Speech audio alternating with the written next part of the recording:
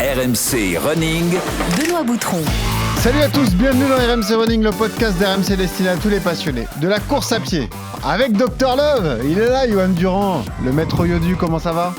Salut à tous, salut Benoît, ça va impeccable. Eh ouais, on n'arrête pas de faire gagner des cadeaux, ça y est, ça revient. On pourrait faire gagner une journée avec Johan Durand, hein, pourquoi pas, ça peut être une idée. Oui, là il faut être motivé, attention, c'est 2 entraînements par jour et surtout il faut faire la sieste. Ah ouais. 1 heure de sieste. Alors en ce moment c'est facile, il y a le Tour de France. Franchement il n'y a pas mieux pour t'endormir. Ouais, c'est pas faux. C'est la régalade de la sieste. Bon, tout va bien Johan, t'es en forme ? Impeccable. Malgré la chaleur qui nous touche, forcément. Ouais, exactement. Un peu partout en France. C'est d'ailleurs le thème dont on va parler aujourd'hui. Comment on s'adapte à la chaleur ? Quelles sont les bonnes pratiques à adopter en période de canicule ? Les horaires d'entraînement, l'hydratation, l'adaptation des allures, la gestion de la fatigue. Pour en parler avec nous, on a convoqué l'un des tortionnaires de Johan Durand, l'homme qu'il redoute dès qu'il met un pied à Font-Romeu, le responsable du protocole hypoxie, surtout le responsable de la section scientifique du Krebs de Font-Romeu, Greg Doucet, qui va nous rejoindre d'ici quelques secondes. On l'a rencontré en octobre, on vous rassure, il est complètement barjot, il fait du mal à ses athlètes, mais il vous donnera les bons conseils justement pour s'adapter à la chaleur dans ces périodes si compliquées. On rappelle également les bons réflexes. Allez sur les réseaux sociaux, allez sur Strava, allez sur Instagram, allez vous abonner sur les plateformes de téléchargement, puis on aura un cadeau en fin d'épisode. On mettra en avant la marque Hayak, fondée par un champion olympique de biathlon, Vincent Defrane. Hayak, c'est une marque éco-responsable. On fera gagner un débardeur aujourd'hui, donc restez bien à l'écoute. Enfilez vos baskets, attachez vos lacets, enlevez les t-shirts, on parle de chaleur aujourd'hui. RMC Running. Avec Grégory Doucet qui est avec nous en direct de Font-Romeu. Salut Greg. Salut à tous, bonjour. On est ravis de te retrouver, merci d'avoir accepté l'invitation. T'as envie de te faire mal en fait, Johan, c'est pour ça que tu nous as dit qu'il faut appeler Greg ? Ouais, exactement, ouais. J'aime bien sa douce voix là quand il te motive et qu'il te crie dessus pour te booster. Il y avait longtemps que je ne l'avais pas entendu, donc je me suis dit il faut l'inviter au podcast. Voilà, pour tout vous dire, Greg, c'est vraiment le responsable du secteur hypoxie à Font-Romeu, à la chambre hypoxique. Allez voir sur nos réseaux, on y était allé en octobre. Hypoxie et chaleur du coup aussi. Hypoxie et chaleur, tu as raison. Et Greg prend un malin plaisir à rester enfermé toute la journée dans cette salle de torture. C'est un peu ça, Greg, hein. Donc toi, tu planes à 4000 mètres d'altitude toute la journée en fait. Ouais, malin plaisir, je dirais pas, parce qu'autant l'altitude, ça se supporte bien, une fois qu'on est acclimaté et tout, passer ses journées à 5000 mètres, ça le fait. Autant quand on fait des acclims à la chaleur qui fait 38 degrés et 70% d'humidité, c'est pas forcément super rigolo, même pour nous qui faisons rien dans la salle, quoi. Ah ouais, et c'est intéressant ça déjà. Tu supportes c'est plus dur à supporter la chaleur et l'humidité que l'altitude. Ça c'est déjà intéressant. Ah ouais, en passif, c'est clair. Qu'est-ce qui te fait souffrir ? C'est le taux d'humidité ou c'est la chaleur tout simplement d'ailleurs, les degrés qui augmentent ? C'est le cumul des deux parce que tu peux avoir du 35, 36, 70% qui passe bien, mais dès que tu passes à 37, 38 degrés, dès que tu passes en fait au-delà de la température de ton corps, quoi, qui est à peu près à 37 degrés, là ça devient vraiment pénible. Et si tu n'as pas d'humidité, tu peux monter jusqu'à 39, 40, ça va bien, mais dès que tu passes au-dessus, ça devient un petit peu plus pénible, quoi, sans humidité. Johan, vous avez joué sur la chaleur quand tu faisais un protocole hypoxie, toi ? Ou non ? Non, jamais parce que je suis jamais allé faire des compétitions en Asie. Moi, mes marathons, j'essaye de les choisir en Europe parce que je trouve que c'est quand même beaucoup plus simple justement pour s'acclimater et s'adapter. Après, quand tu n'as pas le choix, que c'est un grand championnat, typiquement là, les athlètes sont sélectionnés pour les championnats du monde à Tokyo. Eux, et typiquement sur marathon, il faut justement s'adapter à courir dans ces conditions-là. Moi, je me rappelle, en 2010, j'avais été sélectionné au championnat du monde de semi-marathon sur route en Chine. Et j'avais fait l'erreur de venir le préparer à Font-Romeu, mais à l'époque, l'hypoxie n'existait pas et la thermoroom n'existait pas. Tu t'entraînais pas dans la chaleur. Donc, je m'étais entraîné dans un environnement froid et sec et j'avais pris l'avion et je m'étais retrouvé dans un environnement chaud et humide. J'avais explosé. Explosé complètement et j'étais pas prêt. Ça doit se bousculer chez toi, là, Greg, en ce moment, parce que c'est la prépa des championnats du monde. Comment on fait pour gérer tous les créneaux alors et tous les protocoles différents ? Parce que là aussi, les distances et les épreuves sont différentes. Ouais, ben là, ça va commencer à arriver sérieusement, là, parce qu'il y a, il y a encore les France, notamment en athlée, là, qui sont fin juillet, Mm. début août. Puis après, ça va vraiment s'accélérer sur le mois d'août, avec beaucoup de demi-fondeurs qui viennent préparer les mondiaux, avec les marathoniens, mais aussi voilà, des gars des gars et des filles sur 3000 cibles, sur 1500, qui ont déjà réservé des protocoles d'acclim chaleur. Et puis ça vient s'enchevêtrer avec aussi l'ensemble des triathlètes, paratriathlètes de l'équipe de France qui préparent eux la grande finale en début octobre en Australie. Ah ouais. Donc où pareil, ils vont faire de la chaleur aussi. Donc voilà, plus un peu des vététistes qui vont traîner pour préparer les mondiaux qui sont en septembre. Donc on va avoir un mois d'août assez chargé, on va devoir jongler avec les plannings, ça c'est clair, heureusement qu'on a 2 salles. Sans divulguer de secret, comment tu établis un protocole chaleur pour un marathonien, par exemple? Combien de temps ça dure? Combien de séances par semaine? Qu'est-ce que tu fais dans les séances d'ailleurs? Ben après, tout dépend quelle plage, on va dire, sur la clim chaleur, le coach et l'athlète veulent utiliser. Puisqu'en gros, ce qu'on dit, c'est que pour que tout le monde soit acclimaté à peu près comme il faut aux alentours de 12 à 14 séances. Donc après ces 12 à 14 séances, tu as différentes stratégies pour les faire. Soit tu t'y prends, entre guillemets, un petit peu longtemps à l'avance, tu places un gros cycle un petit peu longtemps à l'avance et après tu maintiens de l'acclimatation avec des rappels. Donc tu places tes 14 séances par exemple un mois et demi ou 2 mois avant et puis après tu viens me faire des rappels 2-3 fois par semaine comme ça jusqu'à l'événement. Ouais. Soit au contraire tu te dis je veux pas m'emmerder avec la clim avant, je veux le faire plus ou moins un petit peu sur le dernier mois ou le dernier mois et demi et dans ce cas-là je viens me passer 14 séances, 14-15 séances sur le dernier mois ou dernier mois et demi. Ça dépend comment tu le jongles avec la planif, quoi. C'est ce qui est très dur, ça, pour un athlète, Johan, et je me souviens de toi d'ailleurs de ta problématique l'hiver dernier, c'est que on décide avec le coach et avec Greg d'un protocole chaleur ou hypoxie, mais on n'a pas les bénéfices directs, on ne sait pas vraiment ce que ça t'apporte concrètement tout de suite à l'entraînement, donc c'est une façon de s'entraîner différente, c'est un choix que tu fais dans ta préparation en fait. Ah, c'est un choix que tu fais qui peut s'avérer payant, mais effectivement, c'est pas, je veux dire, quand tu vas faire 10 fois 400 sur la piste, à l'arrivée, tu as le chrono et à la fin de ta séance, tu sais ce que tu as fait, tu as l'impression d'avoir progressé. Si les chronos sont bons, bah, tu repars en confiance, Mm. tu as quelque chose de matériel. Quand tu vas en hypoxie ou que tu vas en thermoroom, c'est ça, c'est que tu as l'impression de subir, de souffrir à des allures qui sont euh, presque honteuse pour toi, tu vois? C'est-à-dire que moi, quand je cours en hypoxie, je cours à 10-11 kilomètres/h, tu Ouais, bien vois? sûr. Là, tu te mets pas en confiance quand tu cours à 11 kilomètres/h. Mais tu sais que c'est quelque chose qui, voilà, et c'est quelque chose, c'est sur le long terme, il faut l'accepter. Et par contre, la difficulté, c'est d'encaisser justement, c'est pour ça que moi, j'aime bien quand même le faire en amont, de préparer le truc. C'est que des fois, bah, tu dors mal après, ça peut avoir une incidence du coup, bah, sur ton sommeil, sur, bah, du coup, sur ta séance du lendemain que tu vas faire en extérieur, tu vois? Tu as quand même pas mal de paramètres. En fait, tu ajoutes un peu de complexité à ton entraînement, tu vois? Mm. Donc effectivement, c'est là où l'athlète, il doit être hyper vigilant avec l'entraîneur et avec, Greg, le responsable, pour vraiment adapter et ajuster au mieux les entraînements parce que ça complexifie vraiment la préparation, ouais. Greg, allons-y parce que c'est une période qu'on affronte tous quand on est coureur amateur. C'est pour ça qu'on le traite dans RMC Running. On a subi plusieurs vagues de chaleur, d'autres vont arriver, c'est inéluctable. On peut faire ensemble le rapport bénéfice-risque de s'entraîner en pleine chaleur. Alors évidemment, il faut éviter les heures les plus chaudes, c'est le principal conseil qu'on peut donner. On parle tout le temps des risques. Greg, est-ce qu'il y a des bénéfices pour un coureur amateur à s'entraîner en pleine période de canicule?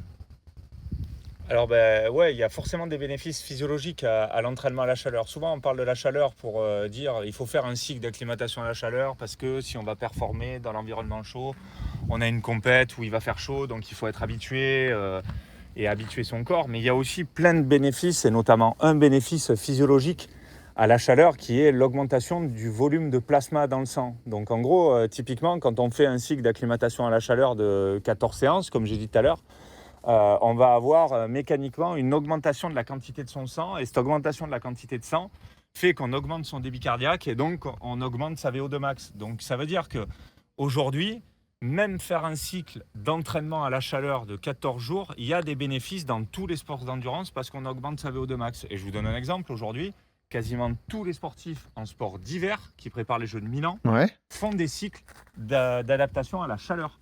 En ski de fond, en biathlon, en ski alpinisme, tous les sports d'endurance d'hiver, ils utilisent la chaleur comme moyen d'augmenter leur VO2 max. Donc il y a des adaptations liées à la sudation pour faire en sorte que son corps se refroidisse mieux, pour moins galérer quand on court à la chaleur. Mais il y a aussi des adaptations physiologiques, c'est-à-dire que cette chaleur au final qu'on subit, quand on est sportif d'endurance, on peut même la tourner entre guillemets à son avantage. Mais Par ouais. contre, il ne faut pas faire n'importe quoi, c'est Voilà. clair, et il faut y aller progressivement quand on subit notamment les premières vagues de chaleur, quoi.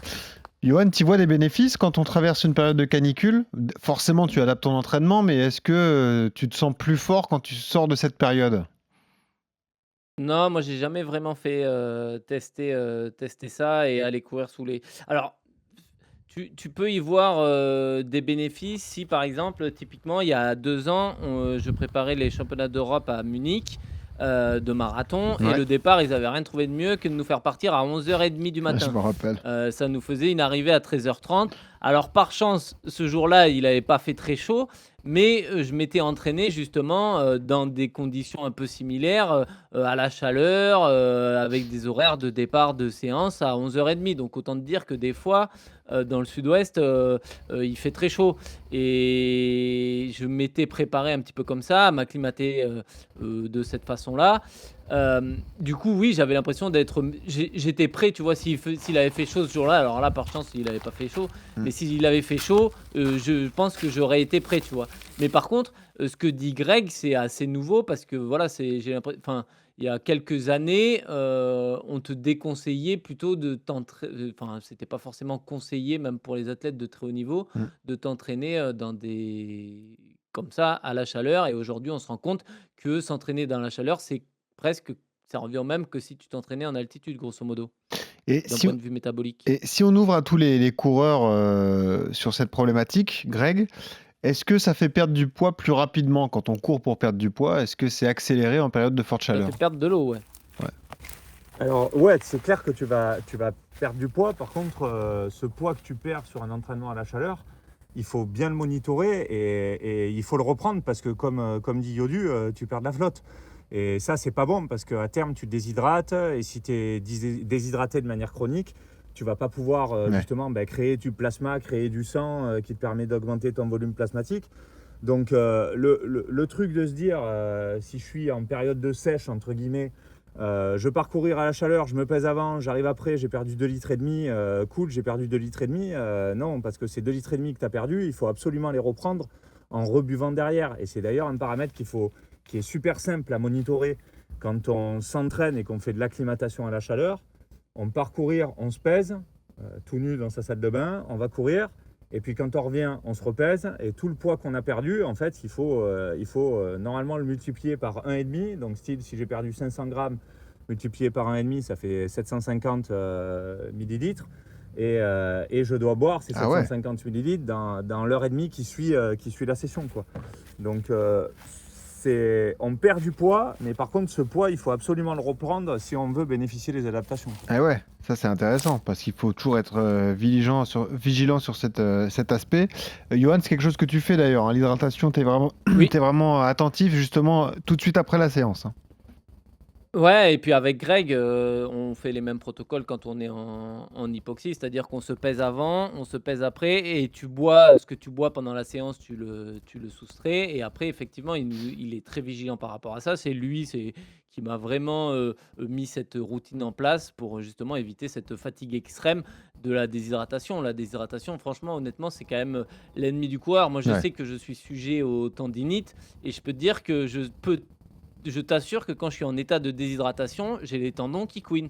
Je bois 2 gouttes d'alcool, c'est pas psychologique, hein, c'est vraiment, je le sais et je le sens dans mon corps quand je fais pas le taf et que je fais pas attention. Et la moindre déshydratation, Ah ouais. moi, il faut que je sois vigilant par rapport à ça, ouais. Ouais, parce que boire de l'alcool, ça déshydrate, ça paraît fou, mais c'est important ouais. de le rappeler. Ah, Ouais. ouais.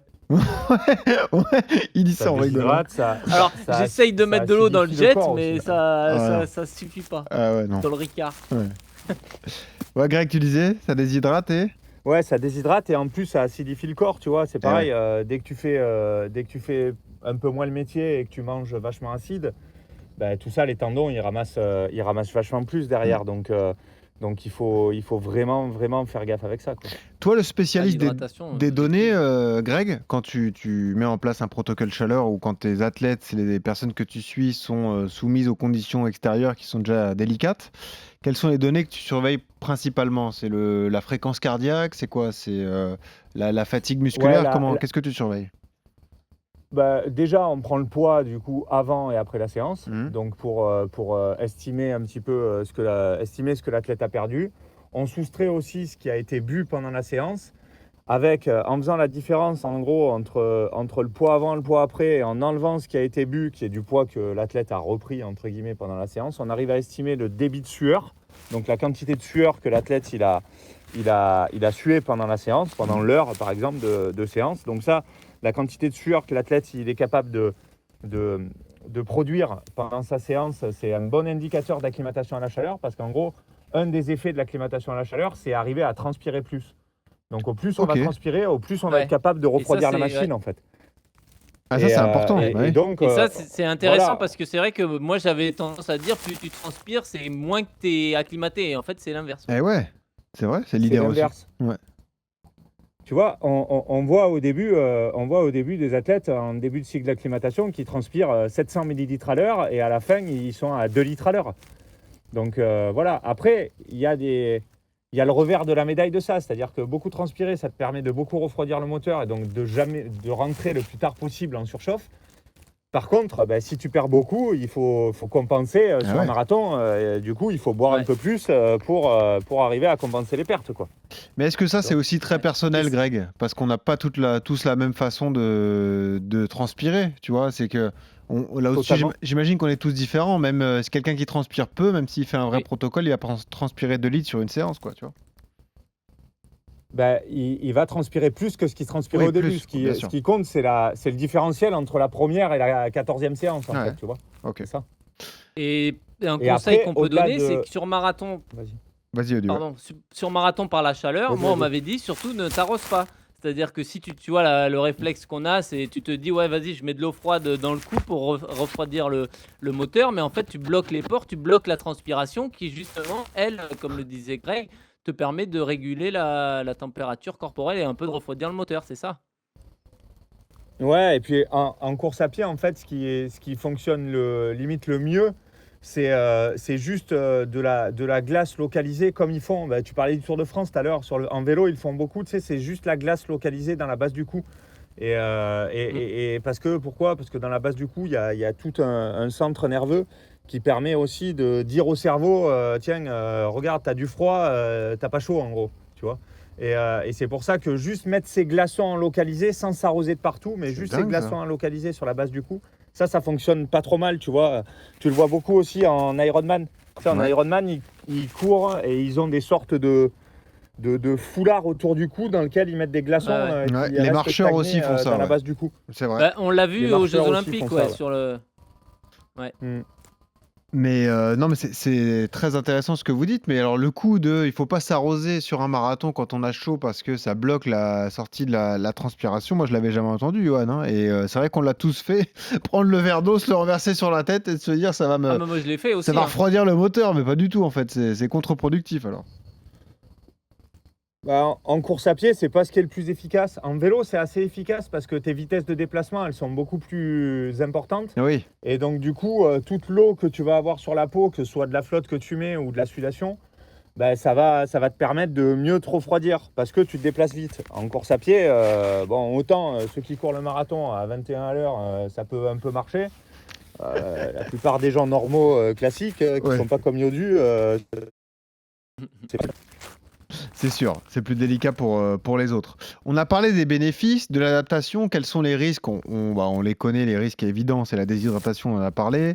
Il y a les coups de chaleur. Les coups de soleil aussi, il faut jamais négliger un coup de soleil, Greg. Ouais, le rayonnement est super important, hein, et Et justement, si on était sur une émission de télé et qu'on voyait Yodu en vrai, vous voyez qu'il a passé 1 mois à Font-Romeu et qu'il faisait très chaud, il avait des coups de soleil de partout parce qu'à la montagne, en plus, ça rayonne beaucoup. Ah ouais. Mais ouais, c'est clair que le rayonnement est super important là-dessus. Et donc forcément, si vous avez des coups de soleil, derrière, votre peau transpire moins bien et donc l'efficacité de la sudation, elle est moins bonne. Parce que c'est ça le risque, Johan, c'est d'arriver sur un lieu de vacances, commencer à s'entraîner, prendre un coup de soleil dès le premier jour et ensuite de s'entraîner sur le coup de soleil, avec ce coup de soleil présent sur le corps et le fait que la peau ne peut pas absorber justement toutes les quantités d'UV qui débarquent tous les jours, quoi. Ouais, t'as chaud, t'es moins à l'aise. Enfin, clairement, les coups de soleil, c'est vraiment pas bon pour la santé, pas bon pour la peau, mais même pour les coureurs, il faut. T'as des gestes simples, hein. Quand tu sais que tu vas partir, bah, tu te mets un peu de crème solaire. Tu essayes de prendre de la crème solaire qui résiste à la transpiration parce que c'est ça Mm. le problème aussi, mais ça existe.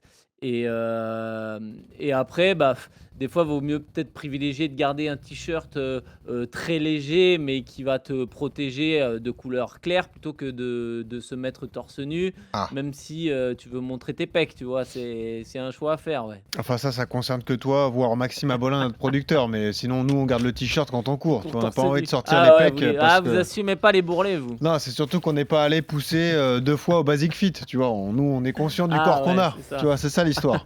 Non mais Greg, c'est vrai que courir torse nu, c'est déconseillé. Quand il y a beaucoup de rayonnement, ouais, parce que souvent on va prendre des coups de soleil assez rapidement, hein, c'est clair. Euh, Quels sont les signaux qui t'alarment, toi, en tant que spécialiste, d'ailleurs, Greg, quand tu vois quelqu'un s'entraîner sous la chaleur? Il y a aussi la température du corps. Est-ce que ça, tu y es vigilant? Les coups de chaleur, les nausées, voire les vomissements? Parce qu'on peut aller jusque-là, d'ailleurs, hein, sur les symptômes. Ouais, c'est des choses. Donc, la température corporelle, c'est quelque chose qu'on peut monitorer, avoir en direct, à partir de différents capteurs. Mais après, il y a des signes cliniques assez faciles, comme tu disais, des nausées, hein. L'autre jour, en séance, j'ai eu une athlète qui après 40-45 minutes, a eu un petit peu des signes de nausée sur un moment où elle s'est arrêtée. Hop, on prenait un lactate pour contrôler l'intensité. Et naturellement, elle m'a dit, tiens, j'ai une petite remontée, machin. Et tout ça, c'est des signes d'avant-coureur, de début de coup de chaleur. Ouais. Donc, c'est des choses sur lesquelles il faut être assez prudent. Après, tu le vois aussi à la tête de l'athlète. Tu vois, tu vois sa couleur de peau, l'athlète commence à blanchir. L'athlète commence des fois à plus être lucide. Tu vois, tu lui poses une question. Donc, c'est pour ça que pendant la séance, toujours, on essaye de parler avec les athlètes parce qu'à des moments donnés, tu vois les délais de réponse qui s'allongent, tu vois, des trucs comme ça. Et c'est toujours des choses qui nous font suspecter que l'athlète, il commence à être en chaleur. Moi, aujourd'hui, à Font-Romeu, ça fait des années qu'on fait de l'hypoxie, ça fait un peu moins de temps qu'on fait de la chaleur.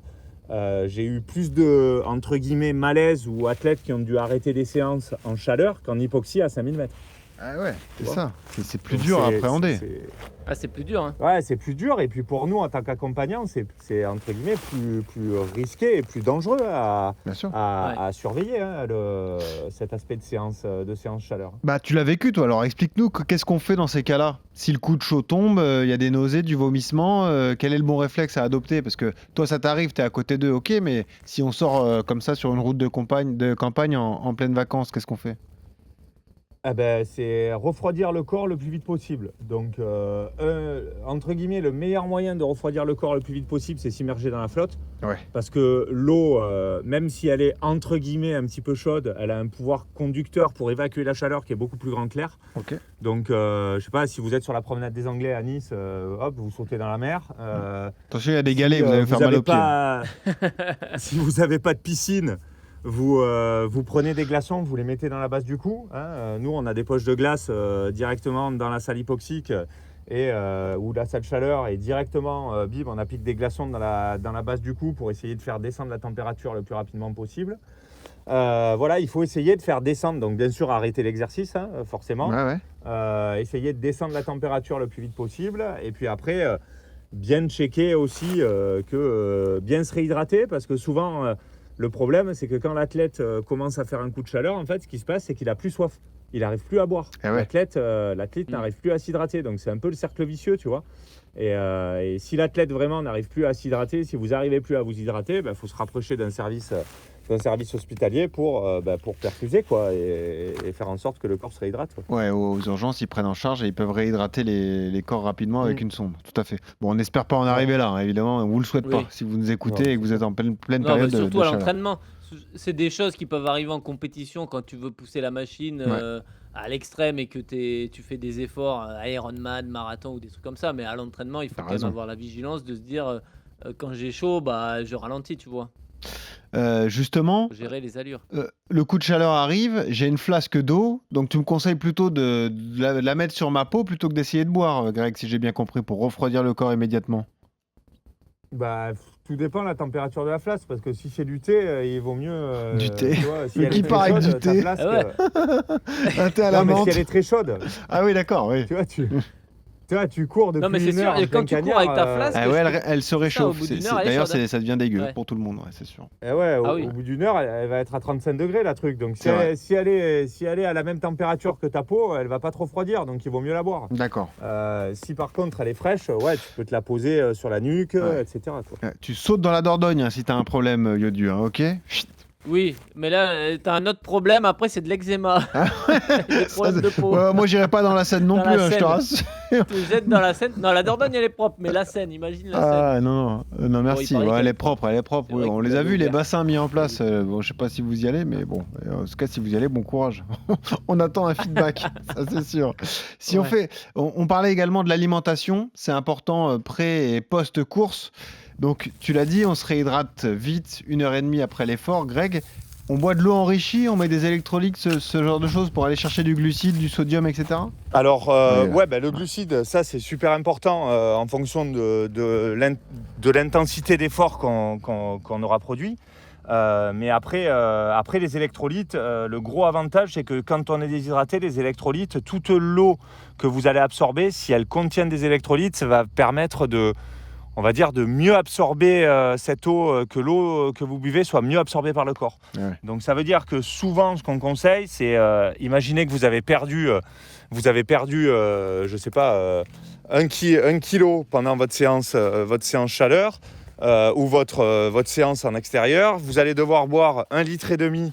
après votre séance, et ce 1,5 litre, vous le mettez avec une petite pastille d'électrolyte. Ça va permettre au corps de mieux l'assimiler et aussi de compenser les pertes en minéraux que vous avez eues à travers votre transpiration, parce qu'on perd notamment pas mal de sodium, quoi. Ah ouais, exactement. Johan, un cas Ouais. concret avec toi, quand tu t'entraînes et qu'il fait très chaud comme ça chez toi et que tu es à Bergerac, quels sont les bons conseils que tu appliques? Tu mets des vêtements clairs et aérés, j'imagine. Tu cours le matin ou le soir, tu évites les heures chaudes entre midi et 16h par exemple? Ouais, alors l'idée c'est ça, c'est si tu prépares pas de compétition à l'autre bout du monde, à la chaleur ou autre, ou des marathons où il fait chaud, effectivement, tu cherches plutôt des parcours ombragés. Tu vois, typiquement, moi j'ai la chance d'avoir une voie verte en bord de Dordogne. Ouais, Et je te jure que la différence qu'il y a entre quand je rentre en centre-ville et que je suis au bord de la voie verte, à l'ombre, avec la rivière à 10 mètres, je sens clairement que la température, elle a baissé de, je sais pas, je dis peut-être une bêtise, mais 4-5 degrés, tu vois, je me sens relativement mieux. Donc, essayer de privilégier ce genre de parcours, moi, c'est ce que je fais. Et après, oui, il faut y aller tôt le matin ou tard le soir. Équipement, ouais, c'est toujours des couleurs claires et on évite le noir, vraiment ces trucs-là.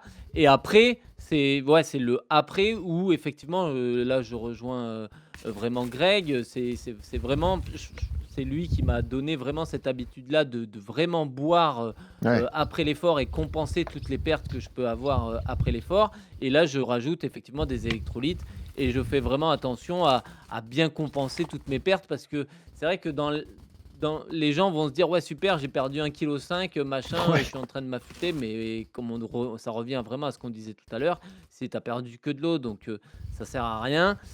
L'idée c'est quand même de courir avec sa petite flasque d'eau pour de temps en temps boire, parce que voilà, si tu fais une sortie de 45 minutes ça va, mais dès que tu dépasses ce temps-là, pour moi il faut quand même partir avec de l'eau. Si tu pars sur 1 heure, si tu pars sur 1h10, 1h15, faut avoir de l'eau avec soi, ouais.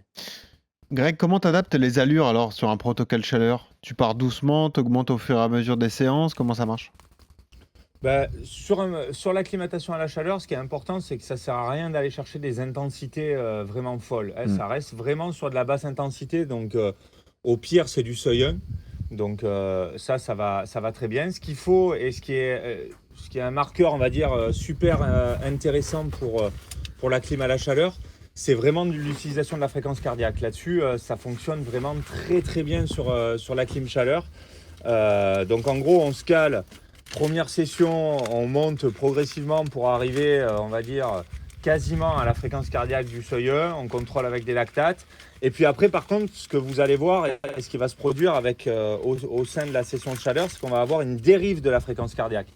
Donc c'est tout à fait normal en chaleur on va dire, une fois que si vous arrivez à 130 battements par minute au bout de 20 minutes par exemple, c'est tout à fait normal si vous restez à la même allure, exemple à 12 km/h, vous restez à ces 12 km/h pendant une heure, votre fréquence cardiaque elle va passer de 130 à 140, voire 145 BPM. On va avoir une dérive de la fréquence cardiaque. C'est tout à fait normal et c'est le stress qui permet au corps de s'adapter. Par contre, voilà, il faut toujours rester sur des niveaux, on va dire, d'intensité d'effort qui sont relativement faibles. Ça ne sert à rien d'aller chercher de la haute intensité. C'est le meilleur conseil qu'on peut donner, Johan. Adapter les allures, hein, vraiment, quand il fait chaud. Ah bah, adapter les allures et regarder sa FC, c'est sûr qu'elle, elle ment pas. Il faut vraiment rester dans ces zones. Les zones, normalement, on les connaît quand on a l'habitude de s'entraîner et de rester, de pas regarder l'allure à laquelle on court, mais plutôt sa zone d'effort et son RPE, son ressenti. Tu vois, ça c'est important. On se connaît, on a un ressenti généralement sur une séance, de tempo entre 5 et 7. Eh ben, si j'ai prévu une séance de tempo, je ne regarde pas l'allure, mais ma perception de l'effort, elle doit rester entre 5 et 7 sur 10, tu vois. Et après, tu peux adapter la récup aussi. Si tu as prévu du fractionné, moi, le conseil que je donne, c'est d'allonger le temps de récupération entre les séries. Ok. Autre question, rappelle-nous ce qu'est le seuil 1, le SV1, le fameux. C'est quelle allure ? C'est la zone d'endurance, en gros. C'est là où vous faites les footing récup, récup plus, etc. Donc, on va dire que pour quasiment tout le monde, c'est entre 130 BPM et 145 BPM. Okay. Quoi. Ça se situe par là. Donc, c'est vraiment la zone tranquille. Ce qu'il faut avoir à l'esprit aussi avec la chaleur, c'est que quand on n'est pas acclimaté, dans un environnement aux alentours des 38 degrés, par exemple, il y a des études qui montrent jusqu'à 30% de baisse de performance. Ouais. Ça, c'est vraiment super important. Hein. C'est que quand l'effort va se prolonger, la performance, elle va nécessairement diminuer. Donc, ça veut dire que vous devez nécessairement adapter les allures. C'est un peu comme l'altitude. On ne peut pas courir aussi vite quand on n'est pas acclimaté en chaleur que dans un environnement tempéré. Par contre, quand on est acclimaté, pas tout le monde, mais on arrive quasiment à retrouver sa perf quasi normale. Hein. Arriver à avoir 2-3% de baisse de performance, c'est possible post-acclimatation. Ça se travaille, mais c'est possible. Parce que les montres connectées le font désormais, Greg et Johan. On te donne ton pourcentage d'acclimatation à la chaleur. Je ne sais pas si vous avez déjà vu ça. C'est fiable ou il faut se méfier de ça, Greg, d'ailleurs ? J'ai aucune idée des algorithmes qui sont derrière. Moi, mon Garmin, il me dit vous êtes acclimaté à 7% à la chaleur. Comme il me dit, vous êtes acclimaté à 1600 mètres d'altitude. Ouais. Mais par contre, je ne sais pas du tout en fait les algorithmes qu'il y a derrière. En fait, le pourquoi est-ce que derrière comment est-ce qu'ils annoncent ce chiffre-là en fait, je le sais pas. Ouais. Donc c'est pareil. En préparant le podcast là, j'ai vu qu'il y avait un site qui te proposait un outil pour estimer l'ajustement de ta vitesse par rapport à la température. C'est-à-dire que tu rentres la vitesse à laquelle tu veux courir, la température et l'humidité. Et lui, il va te dire, il faut baisser de 10%, 12% et te calcule l'allure à laquelle tu dois courir. Mais ça peut être un bon outil, mais je ne sais pas pareil comment c'est calculé et si c'est fiable. Et puis, est-ce que ça tient compte du taux d'humidité ? Parce que ça aussi, ça aura un impact là, sur... température et humidité, Ok, d'accord. Donc, il faut... Bon, après... 8 Pace Calculator. Le meilleur... Ouais, quel accent. Putain, mais toi, t'es vraiment un geek, en fait. Hein. Tu connais tous les sites. Ouais, ça fait peur. Ah ouais. Ouais, il est incroyable, ce mec. 8 Pace Calculator. Allez, t'es là, hein. Incroyable. Bon, après, il faut toujours s'écouter, hein. Surtout dans ces périodes. Si vous n'avez pas d'objectif précis, écoutez-vous. Exactement. C'est le principal conseil. Est-ce que tu peux nous nous résumer, Greg, en quelques mots, les bons conseils à adapter en période de canicule si on veut poursuivre l'entraînement, s'il te plaît? Si vous préparez une course qui n'est pas en environnement chaud, dans ces cas-là, décalez vos entraînements tôt le matin, tard le soir. Entraînez-vous à l'ombre si vous avez la chance de courir à côté de la Dordogne. Si jamais vous préparez un entraînement, une compétition en environnement chaud, au contraire, il faut aller vers la chaleur, il ne faut pas en avoir peur. Par contre, il faut adapter les allures. Il faut bien surveiller l'hydratation avec les pertes de poids avant, après et bien boire après la séance pour complémenter. Il faut y aller progressivement. C'est au bout de 14 sessions qu'on est acclimaté. Donc, on fait 14 sessions basse intensité. Il faut profiter de faire de la basse intensité et de ne pas faire de la haute intensité pendant votre phase d'acclimatation. Et une fois que ça s'est passé, vous allez voir que même en conditions chaudes, vous arriverez à bien le vivre, à avoir des performances qui sont relativement intéressantes. Par contre, toujours bien contrôler son poids avant, après, pour ne pas finir déshydraté et bien se réhydrater après les sessions. Ouais. Et insister sur le sommeil aussi, parce que forcément, ça fatigue de courir sous la chaleur, donc il faut prendre le temps de bien récupérer aussi. Ouais, Yoann. Ça, c'est la difficulté d'y aller tard. Tu vois, si tu veux décaler tes séances, tu vas faire du fractionné à 20h. La difficulté, c'est que tu dors pas avant minuit, quoi. Si tu fais une séance de fractionné un peu intense, ça décale un peu le sommeil, ouais.